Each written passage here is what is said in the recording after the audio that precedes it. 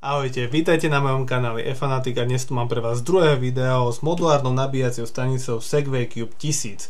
Túto modulárnu stanicu vieme rozložiť alebo naskladať na seba tak, aby sme mali maximálnu energiu až 5000 Wh. Toto je 1000 Wh a dnes vám chcem demonštrovať to, akým spôsobom funguje táto nabíjacia stanica, keď ju zaťažím v plnej záťaži a ako funguje funkcia UPS. Takže máte sa možno aj na čo tešiť.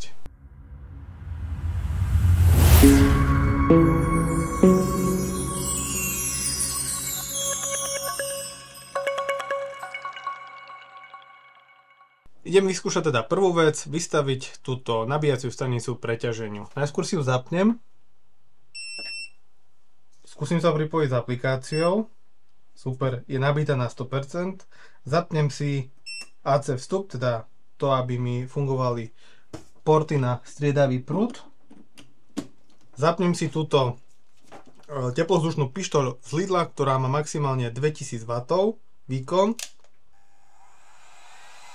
A dám ju nahrievať na 650 stupňov na maximum. V aplikácii vidím veľmi pekne, ako sa tie vaty stupňujú, ako to pekne stúpa. Som zvedavý, že keď dosiahnem 650 stupňov, aký odber tam bude. Sme niekde na 600 stupňoch, odber je už 1000 W. Počujem, že sa zapli ventilátory, ktoré sú tuto. Teraz mám 650 W a toto je maximálny výkon. 1700.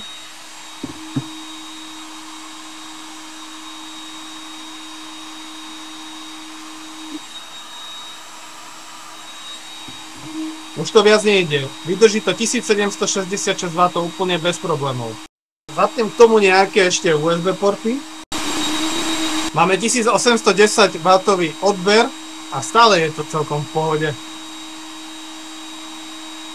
Zapnem ešte moje nabíjanie. To bude 140 W.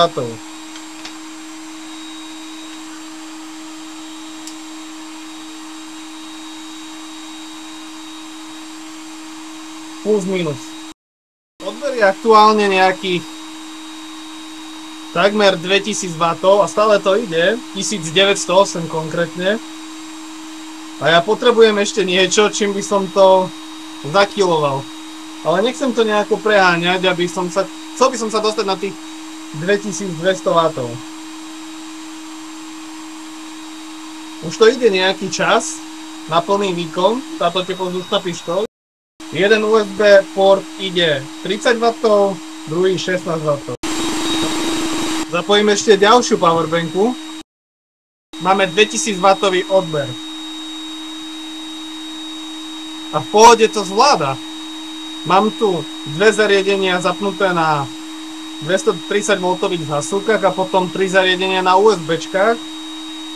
A konštantne si to cuca 2000 W a nevypína to, takže ešte nejakých 100-200 W tam mám buffer. Ja som s týmto veľmi spokojný na takéto nejaké bežné veci, keď idete do prírody alebo na nejakú stavbu, kde nie je elektrika, na nejaké menšie veci to môže stačiť. Už to ide nejakú chvíľu. Teplozdušná pištoľ už ide nejakých 5 minút v kuse. Mám tu ešte 85% šťavy. 854 Wh. Mne to príde akože celkom cool. Powerbanka si cúca skoro 100 W. Táto powerbanka 30 W. Toto tu 17 W. Nejakých 1700 rátam, že má teplozdušná pištoľ a nejakých asi 120, 130, 140 W ide cez túto veľkú kocku na nabíjanie notebooku. Mne to nedalo a zobral som ešte aj priateľky notebook a z USB A portu nabíjam aj jedno externé svetlo. Mám tu 2038 W v záťaži. A stále to ide. Čo mi robí nesmiernu radosť, pochopiteľne.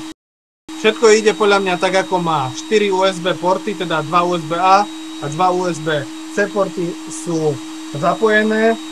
Celý ten management tam berie dokopy 120, 130, 140, okolo 140 W len z USB-čiek. A tuto máme odber nejakých 1900 dokopy. Čo nie je zle podľa mňa.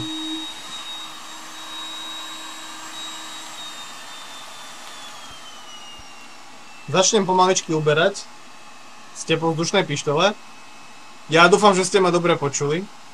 A v aplikácii vidím, ako sa úplne znižuje odber, ktorý aktuálne tu je.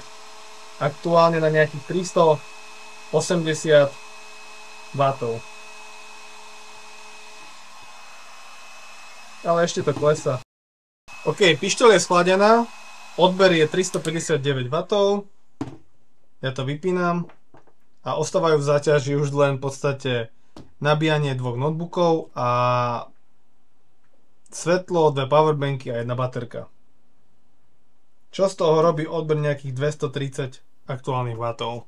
Podľa mňa na bežné používanie, ak by ste potrebovali nabíjať svoje periférie typu počítač, nejaké baterky, ak idete niekde kempovať, prípadne si zohriať nakrátko vodu na čaj, na nejaké jedlo, tak myslím si, že toto vás nesklame a hlavne tá podpora apky je super. No a teraz si idem vyskúšať funkciu UPS. UPS vlastne znamená nepretržitá prevádzka. To znamená, že ak máte nabíjaciu stanicu prepojenú v zásuvke a cez tú nabíjaciu stanicu potom máte pripojený povedzme monitor a počítač, ak by došlo k prerušeniu elektrickej energie vo vašej sieti, tak vy ten pohyb nezaznamenáte a nič sa nestane. Tam je delay len 20 až 30 milisekúnd, čo v podstate na bežné takéto veci, ako je počítač, monitor alebo niečo, tak stačí na to, aby ste tam nemali žiadne prebliknutie. Čo mi príde celkom fajn a ja to skúsim vyskúšať priamo pri nabíjaní môjho počítača. Monitor tu aktuálne nemám, úplne to neviem na 100 000% vyskúšať, ale myslím si, že je to funkcia, ktorú má väčšina podobných nabíjacích staníc a ktorá môže byť de facto veľmi užitočná. Teraz si ukážeme funkciu nepretržitej prevádzky. Tu mám elektrickú sieť, kde mám vlastne predĺžovačku s vypínacím tlačidlom, kde vlastne viem vypnúť úplne sieť a teda simulovať tým pádom aj výpadok elektrickej siete. Ja si ju zapnem a zapnem to priamo do nabíjacej stanice.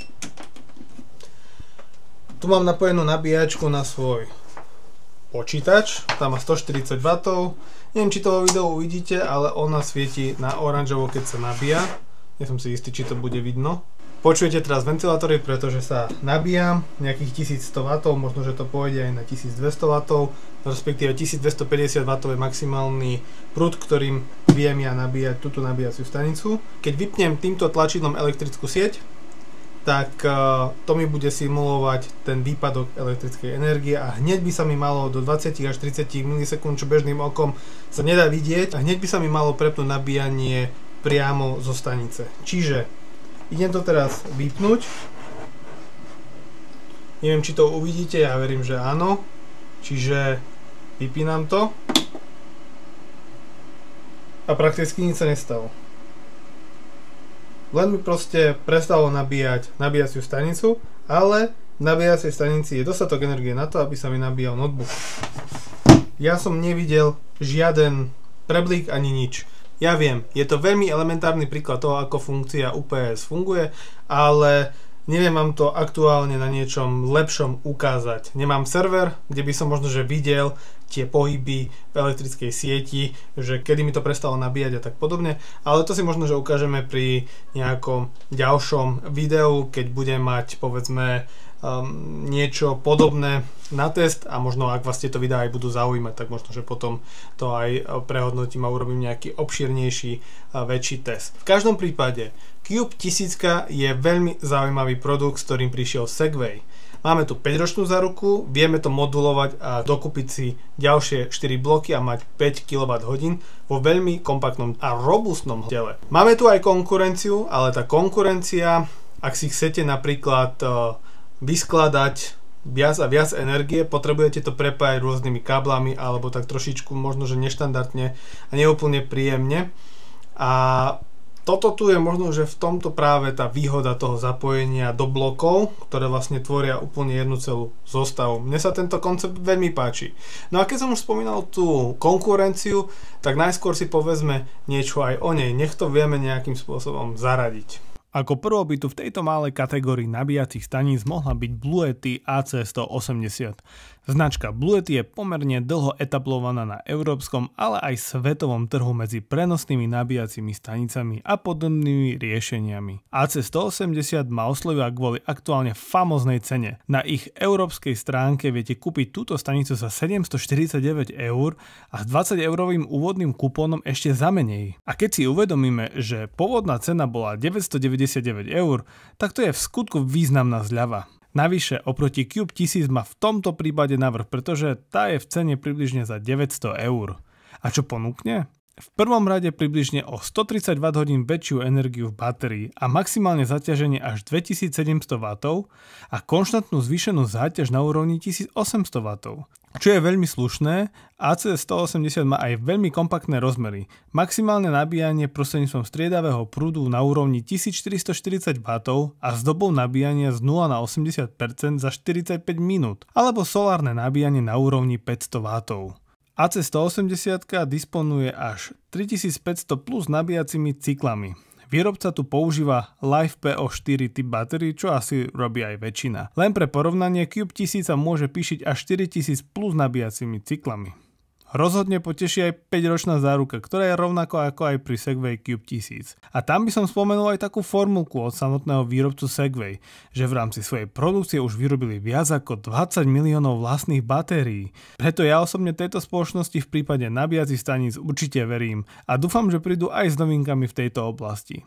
Potešením pri AC180 je aj to, že Bluetooth má už aj vlastnú aplikáciu, kde si viete sledovať a kontrolovať manažment nabíjacej stanice. Na ich stránke som však nevidel možnosť prepojenia ďalších staníc na zväčšenie celkovej kapacity a energie nabíjacej stanice, čo je škoda. No a druhou stanicou, ktorú som si vybral, je ďalšia veľmi populárna značka v tejto oblasti EcoFlow s ich stanicou Delta 2. Na túto stanicu aktuálne nie je žiadna významná alebo špeciálna ponuka a kúpite ju za 999 €. Podobne ako značka Bluetooth, tak aj EcoFlow je významným hráčom na trhu s nabíjacími stanicami. Prvá vec, čo ma tu upútala, je možnosť rozšírenia na 3 kWh. Nakoľko v základe tu máme podobnú energiu ako pri Cube 1000 a teda 1 kWh. Avšak robí sa to prepojením cez externý kábel, čo určite nie je zlé riešenie samozrejme, ak chcete samostatne tieto stanice prenášať kvôli váhe. No mne sa viac páči staviať moduly tak ako to má Segway Cube 1000. Delta 2 ponúkne aj nabíjanie na 80%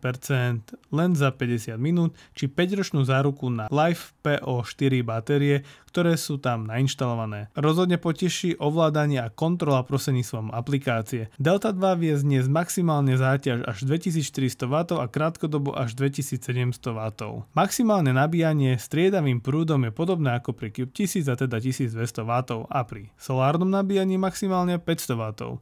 Len pripomeniem, že stanica od Segwaya zvládne nabíjanie so solárom až 800 W. EcoFlow pri stanici Delta 2 garantuje životnosť 3000 a viac cyklov. Samozrejme, nechýbajú tu USB-A a USB-C porty, 4 230V zásuvky alebo funkcie nepretržitej prevádzky, ktorú EcoFlow nazýva EPS Emergency Power Supply. No a poslednou stanicou do porovnávania je pre mňa osobne pomerne neznáma a asi aj čínska značka Afery P210, ktorá ma zaujala najmä cenou a v podstate dvojnásobnou energiou, ako majú všetky doteraz spomenuté stanice. Disponuje kapacitou až 2048 Wh pri maximálnej záťaži 2400 W. Použité sú tam LiFePO4 batérie, tak ako vždy, no a tá cena je maximálne šokujúca. Aktuálne na Banggoode aj s unikátnym kúponom len 741 €. Je to produkt, ktorý naozaj stojí za zváženie. P210 má dokopy až 13 portov pre rôzne spôsoby používania. Ja som osobne rád, že je tu viac USB-C portov ako klasických USB-A portov, aj keď iba jeden z nich je PD 100 W. Čo však oproti všetkým spomenutým staniciám P210 má, je LED svetlo, čo sa určite hodí najmä pri kempovaní. Niekde tá cena musí byť odzrkadlená, takže maximálne nabíjanie je možné 1100 W a nabíjanie solárnym panelom je 500 W. Výrobca sľubuje životnosť batérií na 3500 a viac cyklov. Aj keď nechápem, ako výrobca môže uvádzať rýchle nabíjanie na úrovni 1,5 hodiny, keď v popise je maximálne zaťaženie 1100 W. To by chcelo vyskúšať a pozrieť sa priamo do manuálu. Afery disponuje všetkými kľúčovými vlastnosťami ako aj ďalšie spomenuté stanice, napríklad systém nepretržitej prevádzky UPS alebo zaťaženie až na úroveň 2400 W. Za cenu len 741 € s kupónom je to niečo, čo mi vrtá v hlave. Dajte mi v komentároch vedieť, či práve túto stanicu by som mal vyskúšať. A aby som nezabudol, odkazy na spomenuté stanice nájdete v popise tohto videa a ak som na nejakú z nich našiel kupón, bude uvedený v popise. Ak vás tieto stanice zaujímajú, pozrite si odkazy a potom sa pozrite na tie stanice trošku možno podrobnejšie ešte. No už to bolo všetko, čo som chcel povedať celkovej recenzii na modulárnu nabíjaciu stanicu Cube 1000 od Segwayu. Verím, že sa vám video páčilo a dajte mu like a ak máte nejaké otázky na podobný typ produktov, určite mi zanechajte komentár pod týmto videom. A ja sa veľmi poteším, ak dáte odber tomuto môjmu YouTubeovému kanálu a tiež sa poteším, ak ma budete sledovať aj na Instagrame a odporúčam vám sledovať aj veľkú slovenskú českú Facebookovú skupinu o elektrických kolobežkách, bicykloch a ďalších PVčkách, ktoré tam riešime. Vidíme sa už čoskoro pri ďalšom videu, pri ďalšom teste a recenzii na mojom kanáli. Tak čaute.